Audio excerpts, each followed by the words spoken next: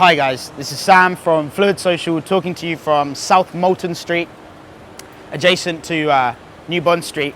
And today what I want to talk to you about is how to increase your sex appeal.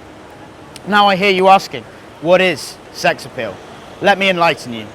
Sex appeal is the sense that once you're in the interaction, once you've approached the woman, you've had a conversation, that there's something for her to feel about you that is attractive, that doesn't just engage her thinking mind, but that makes her feel you as well, that makes her feel certain emotions in your presence. It's that thing that gives her the indicator that you're not just going to go out to a coffee shop and talk about your dogs and your house and where you live, but you're actually going to talk about interesting things. You're going to get to know each other on a more kind of sexual and spiritual level, and that you're actually going to be able to engage emotionally with her. She's going to find you sexually attractive and not just intellectually interesting, plopping you in that hideous friend zone.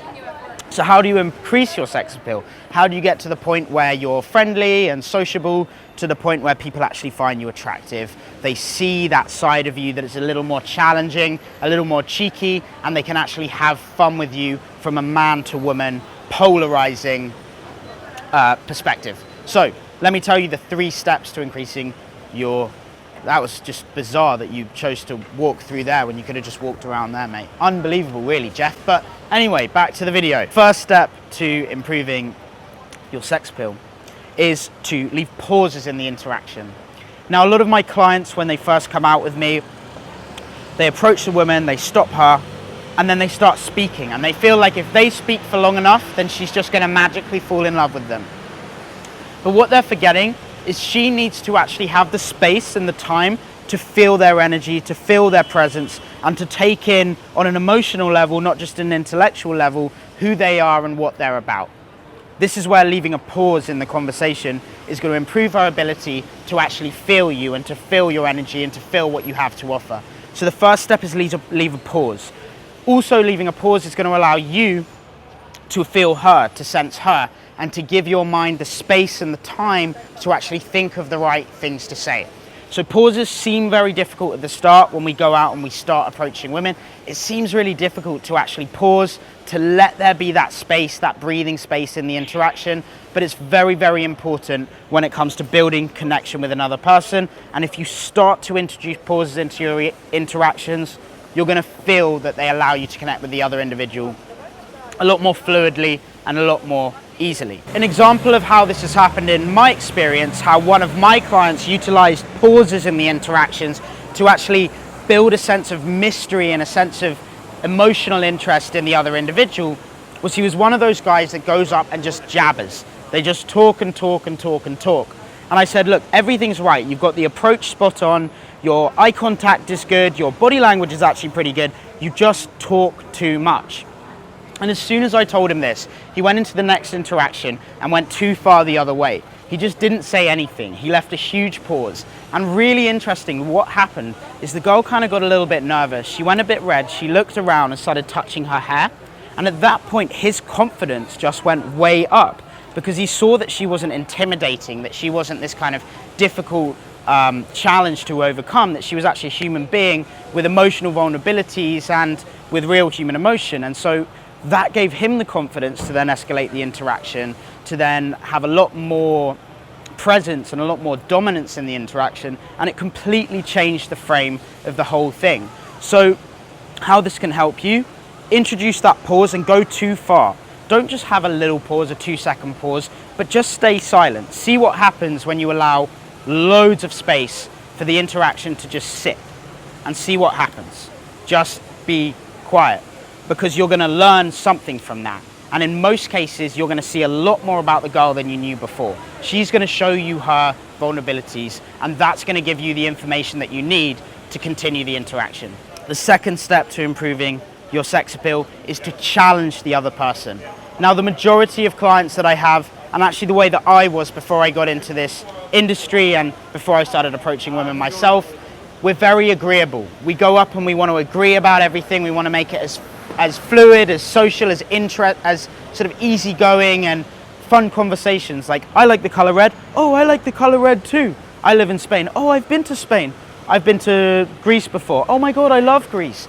all of that agreeable, trying to find as many ways to have an easy conversation as possible. It seems good, but it's not effective.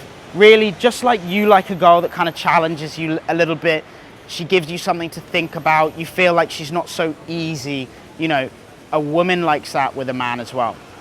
She needs to feel like you're a challenge. Like, just because you've approached her doesn't mean that she's got you under her thumb, that she can have you whenever she wants. So by challenging her on her beliefs or on something she said, or maybe she said that she works in IT, but you got the impression that she was a very creative kind of person, you could challenge her on that and say, that's interesting. I got the impression that you're a very creative girl. How do you manage to spend 8 hours at a desk or behind a computer when you clearly have so much creative energy? Do you have some sort of artistic outlet that allows you to express your creativity when your work is much more modular and formulaic? Something like that is actually going to get under the skin. It's going to challenge her on what she's doing and about her beliefs. And it's going to give her something to win. It's going to give that part of you that she needs to win over, not making it too easy for her. So step 2 is challenge her. Seems obvious, but it's really not. It's actually quite difficult, but once you start doing it, it will become much more easy. Step 3, this is about oversharing. Don't tell her everything. A very common problem in interactions, both between friends, if you're trying to make new friends, but also in the dating sphere between a man and a woman, is something called information asymmetry. And what this means is that there's an asymmetry, there's an unbalance between the information that you know about her and the information that she knows about you. And in each case, it's not going to lead to a successful relationship. If she knows way more about you than you know about her, then she's got the upper hand. She's holding all the cards and she knows everything about you and you know nothing about her. So it's not exciting for her anymore. She knows that when she goes on that first date with you, she's not going to have anything to learn. You've overshared, you've told her everything, and there's nothing for her to find out. There's no sense of mystery and excitement in learning more about a potential partner. On the other hand, if you know everything about her, but she knows nothing about you, then that puts a tremendous amount of pressure on her, because she suddenly feels like she shared her life story, but she knows nothing about you. Maybe you're a little bit emotionally closed off. Maybe you're not ready to share things about yourself that she might want to know.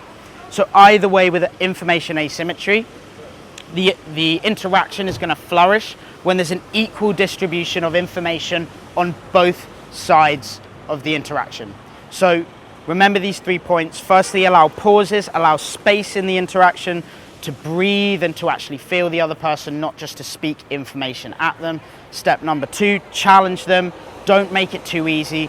Don't tell them everything at once. Don't agree with everything they say. Find ways to challenge them on their beliefs and the things that they're telling you. And step 3 is getting rid of information asymmetry. Try and find a way to balance the amount that you're talking and the amount that she's talking. The information that you're sharing with her and the information that she's sharing with you, so you come back into that interaction on the first date on a level playing field and it's not massively imbalanced like that. So if you guys are interested in learning this stuff one-on-one with me, I'm in London for the next 6 weeks and then I'm going over to Brazil. So catch me in the next 5 or 6 weeks, drop me a message and we can go out and help you improve your sex appeal in the daytime with the women around London. So I hope you enjoyed the videos, guys. Sam out.